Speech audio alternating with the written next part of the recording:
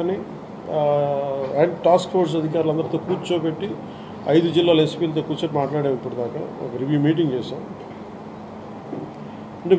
అంటే ఈ మీటింగ్ తాలూకు ఇంటెన్షన్ ఏంటంటే ఎంత స్మగ్లింగ్ జరిగింది, ముందు ఎంతసేపు ఎర్రచందనం జరిగింది, ఎర్రచందనం స్మగ్లింగ్ జరిగింది అని ద వాల్యూమ్ ఆఫ్ స్మగ్లింగ్ ఎంత ఉంది, ఎన్ని దొంగలు ఉన్నాయి మీరు ఊహించుకుంటే 2,60,000 దొంగలు అంటే 1,30,000 పచ్చని చెట్లు ఇప్పుడు ఈరోజు మన కొట్టేస్తే వచ్చినాయి.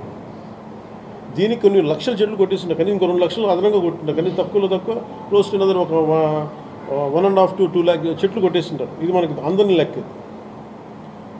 ఇప్పుడు అన్నీ వెళ్ళి లోపలికి వెళ్ళి చూస్తే పెద్ద చెట్లు ఏం లేవు, అన్నీ కొట్టేసిన చెట్ల తర్వాత పక్క నుంచి వచ్చే మొలకలు కొంచెం పెద్దగా అయినాయి. కానీ సో ఎర్రచందనం, ఇది ప్రత్యేకించి ఎర్రచందనం శేషాచలం అడవులకే వెంకటేశ్వర స్వామి వెలిసిన ఈ ప్రాంతానికి ఎందుకు ప్రసిద్ధి అంటే ఇది ఆయనకి గాయం తగిలి ఆయన రక్తం నుంచి వచ్చింది.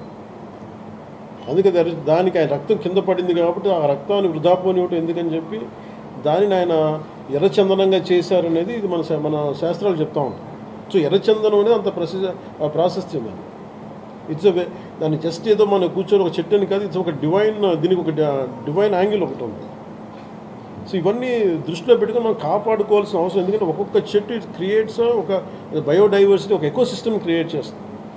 కానీ ఇటు అడ్డగోలుగా వీళ్ళు డబ్బుల కోసం అడ్డగోలు ఖర్చు పెట్టేస్తే, ఇష్టారాజ్యంగా చేస్తే అసలు ఎవరు ఏమి చేయలేరు అనుకున్నప్పుడు రాగానే గౌరవ ముఖ్యమంత్రి చంద్రబాబు నాయుడు గారు రాగానే ప్రత్యేకించి మేము పట్టుకుని లా అండ్ ఆర్డర్ ఒకటి, రెడ్ స్టాండర్డ్స్ మటుకు మేము ఒకటి ఫామ్ హోల్డ్ తీసుకోవాలి, ఫామ్ స్టాండ్ తీసుకోవాలని నిర్ణయించుకున్నాం. తీసుకున్న తర్వాత మన టాస్క్ ఫోర్స్ని ఏర్పాటు చేయడం జరిగింది. ఆ టాస్క్ ఫోర్స్లో కూడా ఇప్పుడు దాకా నేను ఎప్పుడైతే మన కర్ణాటకకి వెళ్ళానో, కర్ణాటక అటవీ శాఖ మంత్రి గారిని కానీ గౌరవ ముఖ్యమంత్రి సిద్ధరామయ్య గారిని కానీ నేను అడిగింది ఏంటంటే, వీళ్ళ స్టేట్ టు స్టేట్ ఒక కోఆపరేషన్ కావాలి, మాకు ఒక అండర్స్టాండింగ్ లేదు, లెటర్ ఆఫ్ అగ్రిమెంట్ లేదు, లెటర్ ఆఫ్ అండర్స్టాండింగ్ లేదు.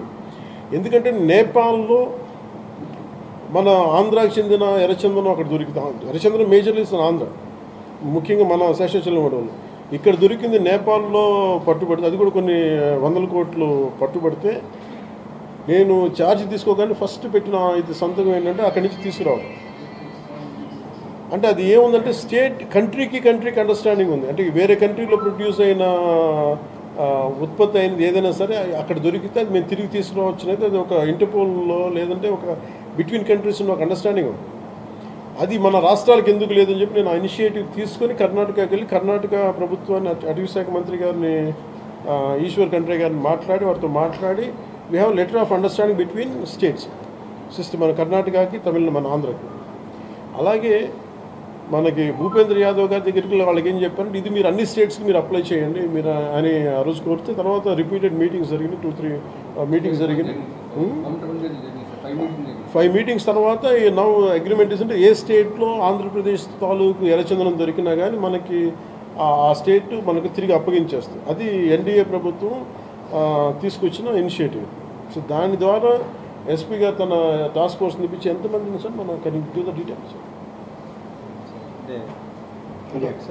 లేదు అంటే మిగతా రాష్ట్రాల్లో ఎంత పట్టుకున్నాం ఎన్ని కేసు క్లోజ్ టు రీసెంట్గా సార్ గుజరాత్ రాష్ట్రము, తర్వాత ఢిల్లీ, కర్ణాటక, తమిళనాడు రాష్ట్రాల నుంచి దాదాపుగా ఈచ్ రాష్ట్రం నుంచి 4 to 5 tons ఆఫ్ ఎర్రచందనాన్ని మనం సీజ్ చేసి మళ్ళీ తీసుకురావడం జరిగింది సార్. దాదాపు ఒక 30-40 crores ఉంటుంది, 25 to 30 crores. 25 to 30 crores ఉంటుంది. 149 persons అదర్ స్టేట్స్ ఏంటి, అదర్ స్టేట్ అఫెండర్స్ అందరినీ కూడా ఎన్బిడబ్ల్యూసీ ఎగ్జిక్యూట్ చేసి అరెస్ట్ చేయడం జరిగింది సార్. తర్వాత ఈ మధ్యకాలంలో మనం టాస్క్ ఫోర్స్లో 83% కన్విక్షన్ని మనం రీచ్ అవ్వడం జరిగింది సార్. అలాగే ప్రత్యేకించి ఉమ్మడి కడప జిల్లా ముఖ్యంగా 2-3 జోన్స్లో చాలా విపరీతంగా జరుగుతుంది. అంటే అది చాలా అసలు విలువైన వుడ్, అది అసలు ఆ సిస్టమ్ అంతా ఆ అడవికి చాలా అవసరం. ఒకటి నేను గవర్నమెంట్తో మన ఫారెస్ట్ డిపార్ట్మెంట్ అధికారులతో కూడా చెప్పింది ఏంటంటే, మొన్న రివ్యూ మీటింగ్లో కూడా ప్రత్యేకించి పేషి నుంచి నేను మాట్లాడుతుంది, ఎర్రచందనం ఏదన్నా సరే మిగతా అవసరాలకు కావాలంటే తోటల్లో పెంచుకోవచ్చు, ఫామ్స్లో పెంచుకోవచ్చు, మేబీ అది వాళ్ళు వాడుకోవచ్చే. కానీ ఇది మటుకు ఈ అడవులకే పరిమితం ఉండాలి, ఎందుకంటే ఈ ఎకో సిస్టమ్ని, ఈ బయోడైవర్సిటీని కాపాడేది మొక్క. సో అందుకని దీని మీద ప్రత్యేకించి మేము శ్రద్ధ తీసుకుంటాము. ఈ ప్రత్యేకించి ఈ మీడియా మీకు ఈ మీడియా సమావేశం నుంచి నేను చెప్పదలుచుకుంది ఏంటంటే to all the red sanders smugglers, నలుగురిని కింగ్ పిన్స్ని ఐడెంటిఫై చేశారు.